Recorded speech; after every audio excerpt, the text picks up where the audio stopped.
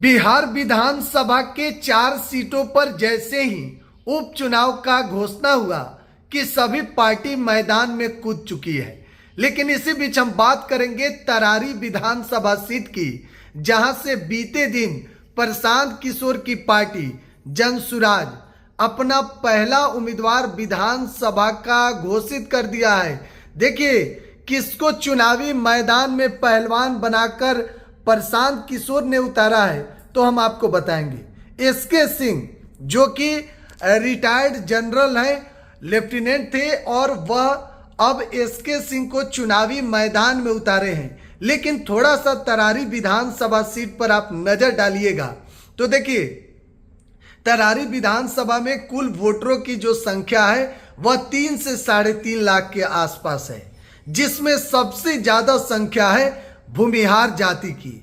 80 से 85 हजार वहां भूमिहार वोटर हैं। तो देखिए उसके बाद राजपूत वोटर वहां 40 से 45 हजार हैं। यादव की जो संख्या है वह भी 40 से 45 हजार, और ब्राह्मण की संख्या 40 से 42 हजार, और मुस्लिम वोटरों की जो संख्या है वह 30 से 35 हजार, शेड्यूल कास्ट का 60 हजार।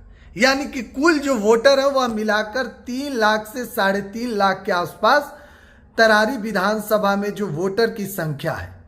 लेकिन अब एसके सिंह जो कि राजपूत समाज से आते हैं, तो चर्चा हो रही है कि भैया प्रशांत किशोर जो अपना पहला उम्मीदवार उतारे हैं एसके सिंह, वह कितना चुनावी मैदान में टक्कर देंगे, क्योंकि वह जो सीट है तरारी विधानसभा, वहां से बीजेपी भारतीय जनता पार्टी अपना कैंडिडेट उतारने वाली है, और दूसरी तरफ महागठबंधन से वह सीट भाकपा माले के खाते में है, तो वहां से उम्मीदवार होगा। यानी कि प्रशांत किशोर की जो लड़ाई है वह साफ तौर पर भारतीय जनता पार्टी और महागठबंधन से भाकपा माले के खिलाफ है। तो देखिए प्रशांत किशोर के पहलवान जो हैं एसके सिंह, वह कितना सफल राजनीति में सफल होते हैं, यह देखने वाली बात होगी। फिलहाल चर्चा प्रशांत किशोर की भी हो रही है कि भाई प्रशांत किशोर अपना पहला विधानसभा का जो उम्मीदवार है वह उतार दिए। और सबसे बड़ी बात कि जैसे ही तारीख का ऐलान हुआ कि भाई 13 नवंबर को चुनाव होगा और 23 नवंबर को उसका रिजल्ट आएगा, कि प्रशांत किशोर बिना अविलंब किए हुए अपने उम्मीदवारों का अनाउंस तुरंत कर दिया।